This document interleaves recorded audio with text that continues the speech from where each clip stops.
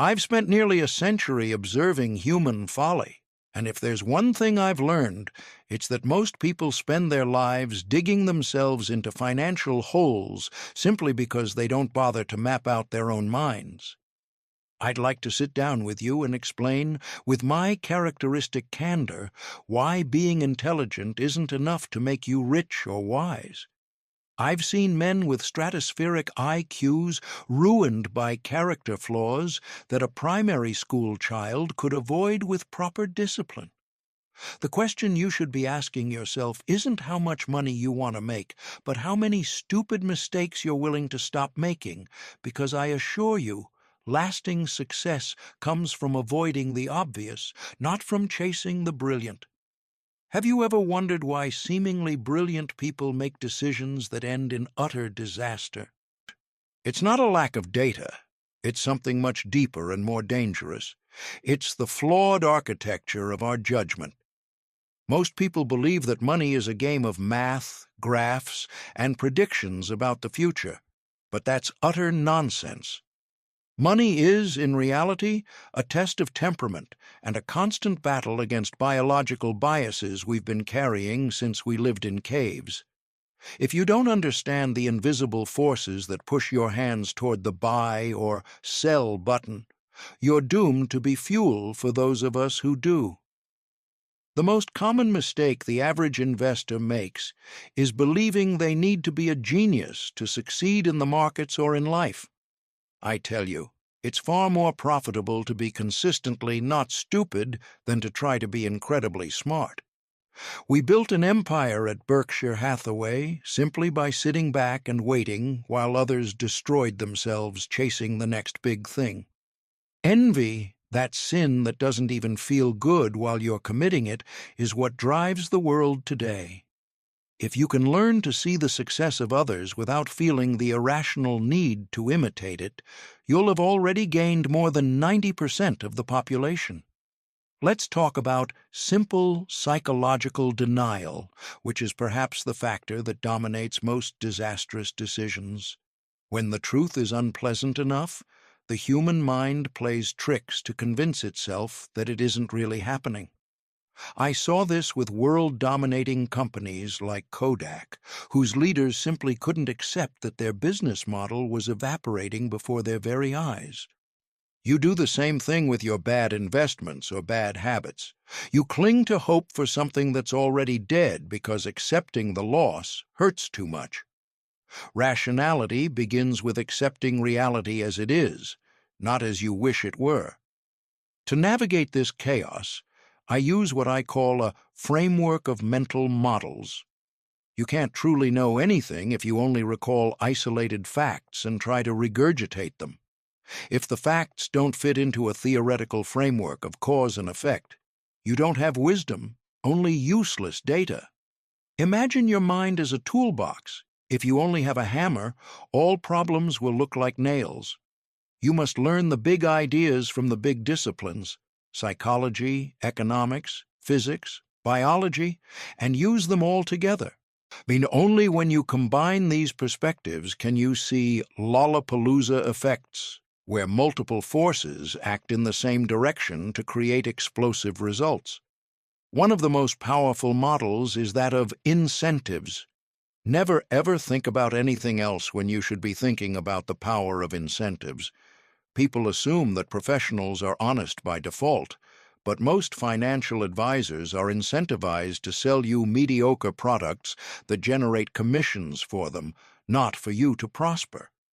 It is morally reprehensible to charge a widow a high commission for active management that doesn't outperform a low-cost index.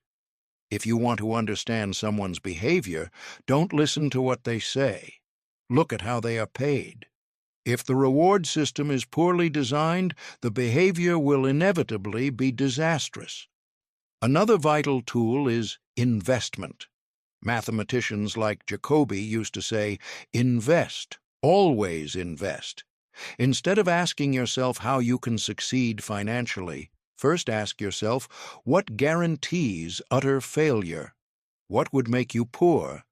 Spending more than you earn, going into debt to buy luxuries, being impatient, envying your neighbor. Once you identify those behaviors, simply avoid them fiercely. It's much easier to avoid disaster than to chase success. If you avoid financial ruin every single day, you'll eventually find yourself in a position of great wealth, almost by accident. The discipline to stay within your circle of competence is what separates professionals from gamblers. You have to know what you know and, more importantly, what you don't know. There's nothing more dangerous than a man who thinks he knows something when he really has no idea. We have 3 baskets for investments: yes, no, and too difficult. Most things fall into too difficult. We're not ashamed to admit it. If you don't understand how a company generates money 10 years down the line, you shouldn't be there. Intellectual humility isn't a weakness. It's a shield against ruin. Let's talk about patience, that virtue that seems to have vanished in the age of instant gratification. Great wealth isn't made by buying and selling, it's made by waiting. Compounding is the 8th wonder of the world, but its first rule is never to interrupt it unnecessarily. Most investors act as if they have to do something productive every hour, when the smartest thing to do is often nothing. If you've found a good business run by honest and capable people, sit back and let time work for you. Hyperactivity is the enemy of profitability. Finally, you must understand the social proof bias. We are herd animals and feel safe doing what everyone else is doing. When the market rises and all your friends get rich with some cryptocurrency or passing fad, your brain will send out warning signals urging you to join the herd. That is the most dangerous time for your wealth. Rational thinking requires you to distance yourself from the crowd and evaluate the facts objectively.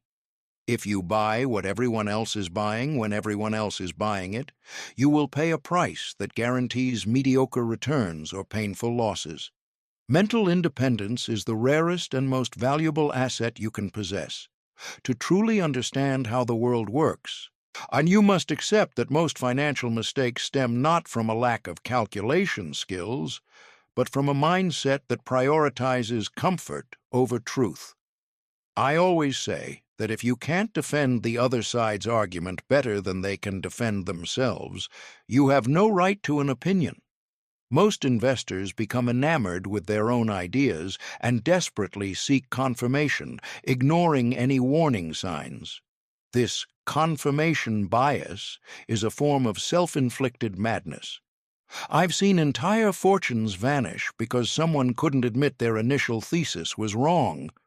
The ability to dismantle your own most cherished ideas each year is one of the most valuable skills you can cultivate if you aspire to rationality. Envy is by far the most foolish of the deadly sins because it's the only one that offers you not an ounce of pleasure. Gluttony gives you a good meal, lust a moment of passion, but envy leaves you with only an ulcer and clouded judgment. In the world of investing, envy drives people to abandon sound strategies simply because their neighbor is making money faster with a speculative bubble. If you let yourself be swayed by what others possess, you lose control of your own destiny.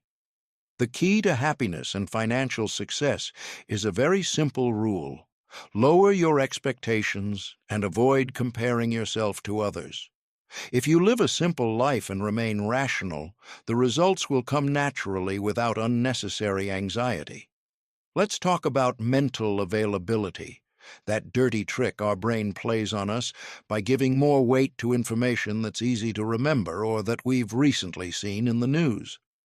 People fear plane crashes but not a bad diet, even though the latter kills millions more.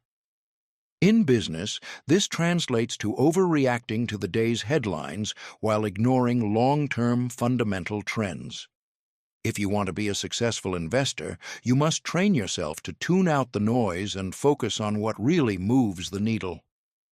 Markets are designed to excite and frighten you, but your job is to remain calm, like an observer watching a chess game from a distance, analyzing the moves without letting your pulse quicken. Most people operate with a one-model system, usually the one they learned in college or at their first job. Economists believe everything can be solved with interest rates, psychologists with therapy, and engineers with structure.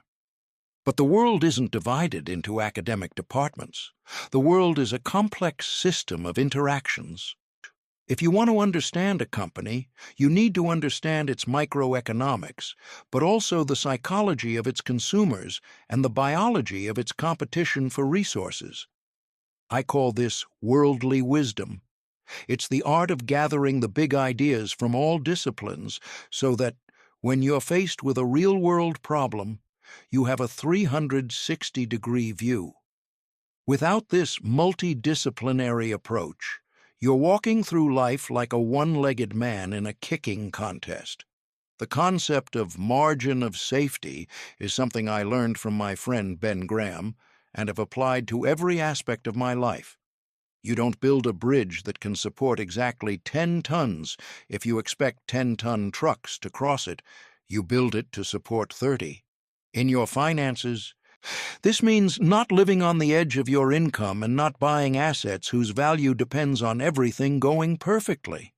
Life has a funny way of throwing unexpected curveballs at you at the most inopportune moments. If your success hinges on a single variable not failing, you're not an investor. You're a tightrope walker without a net.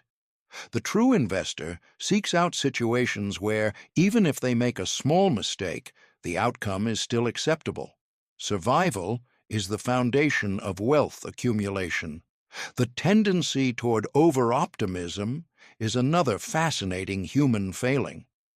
People tend to think they are better looking, smarter, and better drivers than average, which is statistically impossible.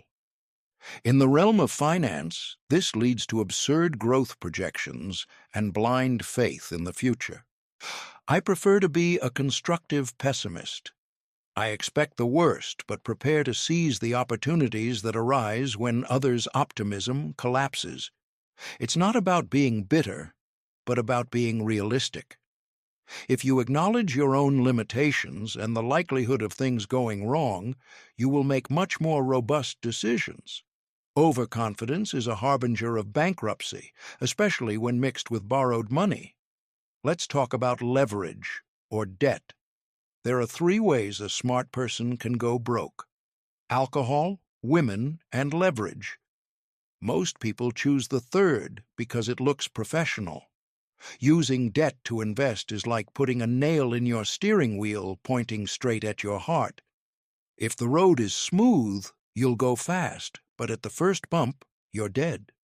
At Berkshire, we've always maintained cash levels that others would consider excessive, but that's what allows us to sleep soundly at night and buy when others are forced to sell. Financial freedom isn't about having a lot of money. It's about not owing anything to anyone and having the patience to wait for the perfect opportunity without external pressure. Reciprocity is such a powerful psychological force that it can be used for good or evil. Human beings are programmed to return favors, which is excellent for social cohesion, but disastrous for independent judgment. A salesperson invites you to dinner or gives you a small gift not out of generosity, but to trigger in your brain the need to return the favor by buying their mediocre product. You must learn to recognize these maneuvers and nip them in the bud. Objectivity is a gift you give yourself. If you allow others to influence your decisions through small concessions, you will end up handing over the keys to your wealth to people who don't have your best interests at heart. The discipline of specialization is necessary to make money, but it's poison for rational thought if not balanced. Being an expert in a niche allows you to charge high fees, but it blinds you. I've always admired polymaths, those who can jump from one subject to another, finding hidden connections. If you limit yourself to your field, you'll quickly become obsolete when the world changes. Constant learning is your only defense. I spend most of my day simply reading, If you see me, I look like a walking book. I don't know any wise person who doesn't read all the time. Knowledge accumulates like compound interest, but it requires an insatiable curiosity that most people lose after finishing school. Finally, in this section, I want you to reflect on authority. We have a natural tendency to obey anyone who looks like an expert or wears an expensive suit.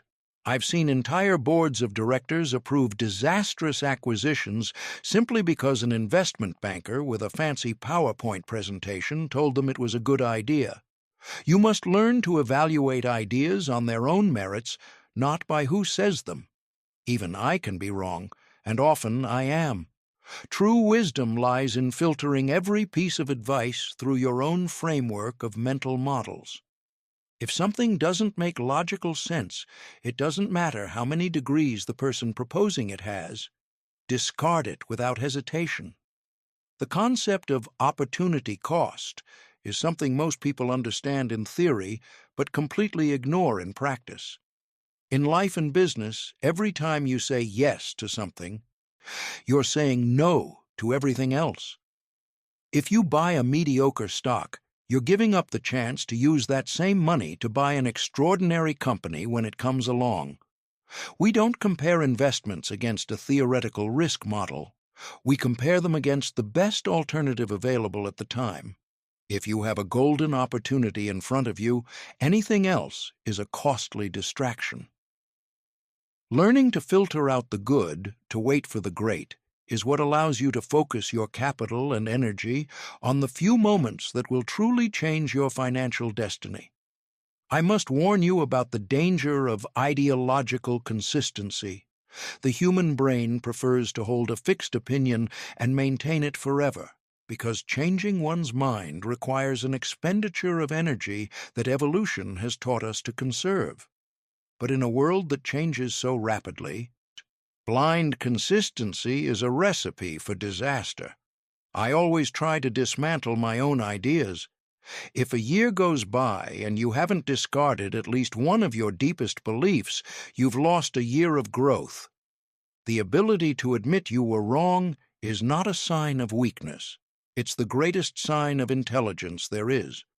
You must be a sentinel of your own mind, constantly watching to see which wires have crossed and which ideas no longer fit reality. Let's talk about the association fallacy. We often see something work in the past and automatically assume it will work in the future for the same reasons, but the world isn't a static machine. Just because you made money betting on a tech stock doesn't mean you're a tech expert. You could have simply been a lucky fool caught in a bull market. Luck masquerades as skill with alarming frequency. To combat this, you must analyze the process, not just the outcome. A good result stemming from a flawed process is merely a trap that sets you up for greater failure down the road. Focus on the quality of your thinking, and the results will take care of themselves over time. Complexity envy is another affliction that plagues intelligent people. Many believe that if a solution isn't complicated, it can't be good. That's why you see so many fund managers creating obscure financial derivatives and incomprehensible algorithms. At Berkshire, we prefer extreme simplicity. If a business requires a computer model with 1,000 variables to be understood, we're simply not interested. The best opportunities are often those you can explain to a 10-year-old in a single paragraph. A mental clarity is a superpower in a world drowning in unnecessary data. Don't confuse sophistication with effectiveness. Often, the most direct path to wealth is the one with the fewest frills. Consider the power of negative social proof. Just as people follow the crowd into the abyss during bubbles, they also flee from the best opportunities when panic grips the market. Most human beings are biologically programmed to panic when the price of their assets falls. However, if you're a net buyer of hamburgers, you should rejoice when the price of meat drops. The same is true for stocks. If the market is offering you an excellent company at a bargain price because everyone else is fearful, that's the time to act aggressively. It takes a special kind of character to be greedy when others are fearful, but it's the only way to achieve extraordinary returns. Insatiable curiosity is the driving force behind everything I've accomplished. You can't just decide to be smart one Tuesday afternoon. It's the culmination of decades of constant learning. I always say I want to die a little less stupid than when I woke up that morning. This commitment to lifelong learning gives you an unfair competitive advantage over those who stopped studying as soon as they got their degree. The world is full of people trying to solve 21st century problems with 20th century mental tools. If you're not constantly updating your mental software, you'll become obsolete faster than you think. Let's talk about integrity. In business, you'll encounter many brilliant but unethical people.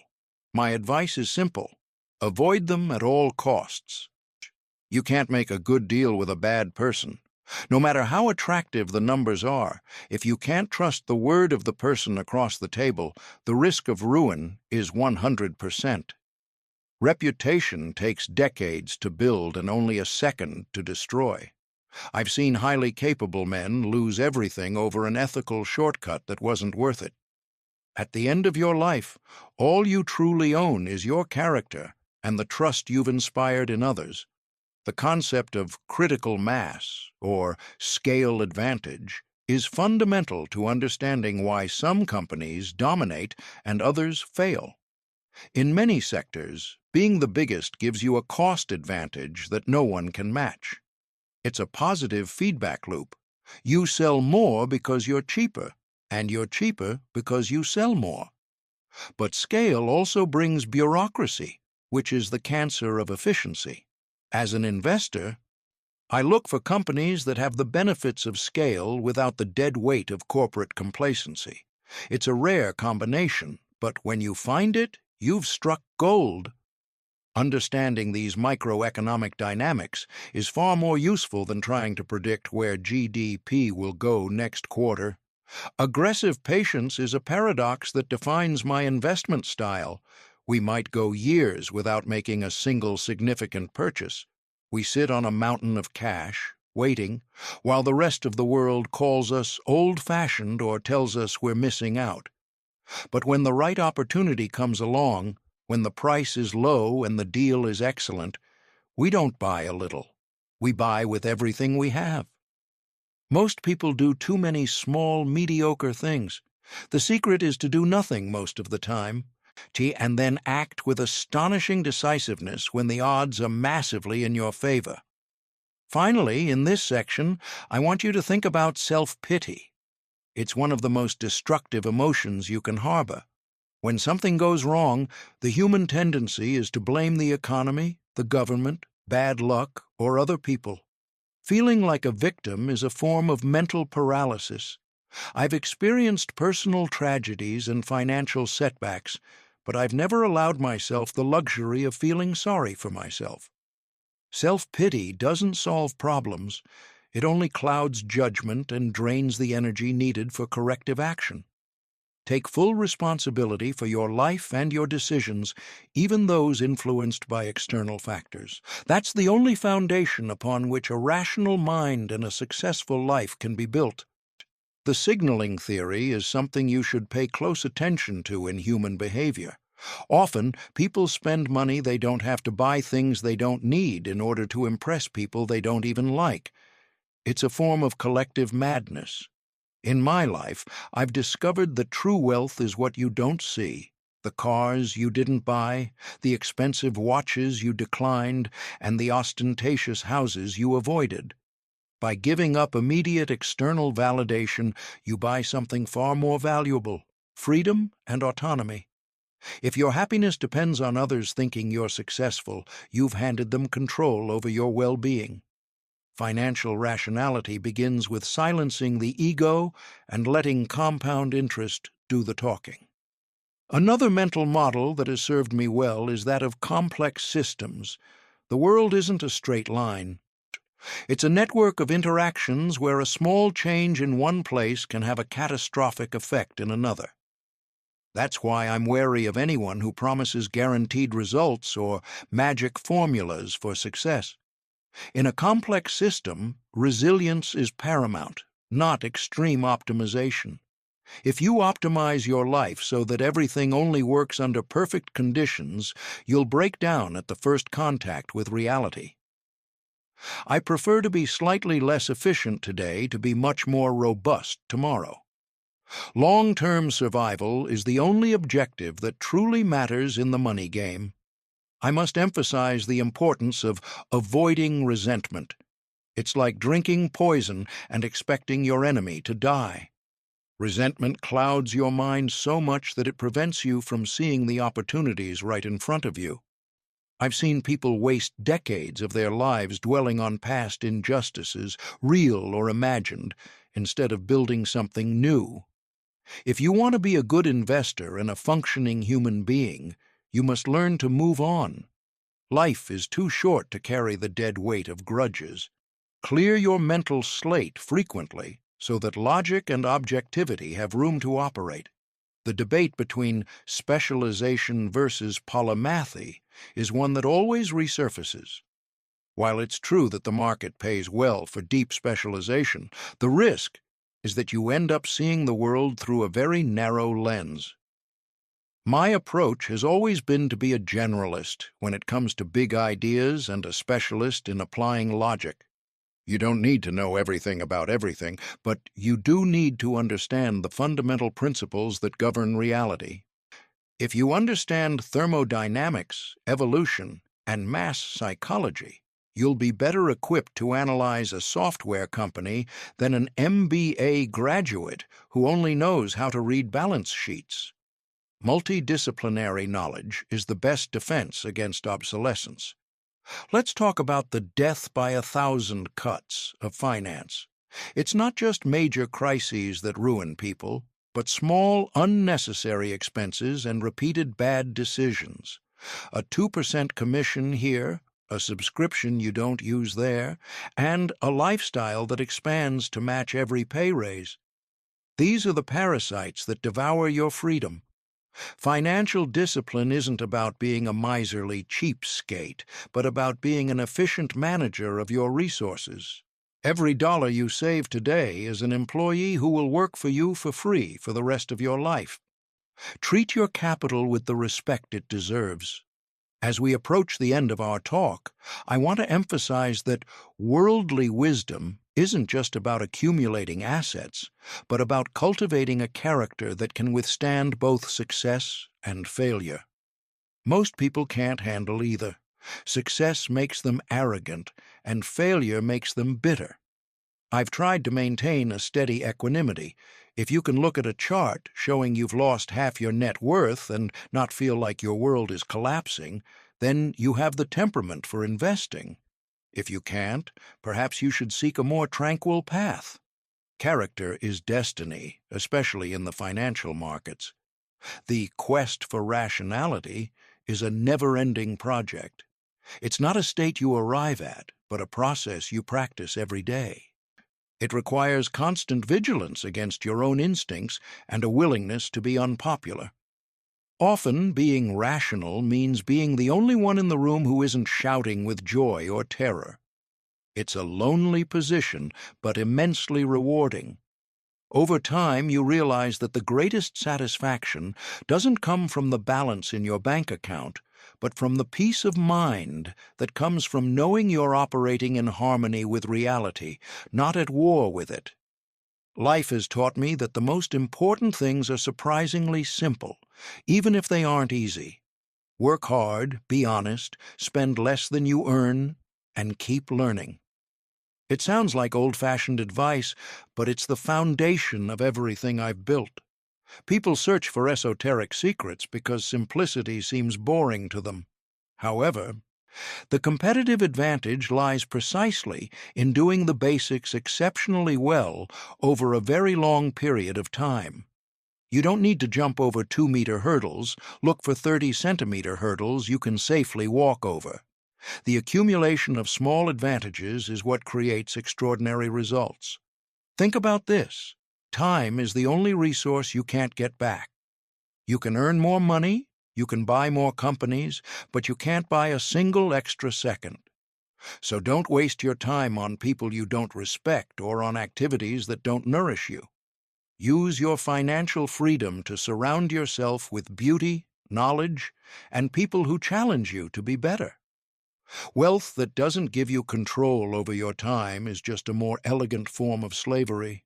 My goal has always been to be my own boss. And I assure you it's the best investment I've made in my 90-odd years. I'll end with a thought about posterity and legacy. It's not about how many buildings bear your name, but how many minds you've helped to think more clearly. If these lessons help you avoid even one catastrophic mistake or cultivate a modicum of patience when the world goes mad, my time will have been well spent. Be a good ancestor to your future self. Make decisions today that you won't regret 20 years from now. Life is a multiple-choice exam where most of the correct answers are none of the above or wait. Stay curious, stay disciplined, and above all, stay rational.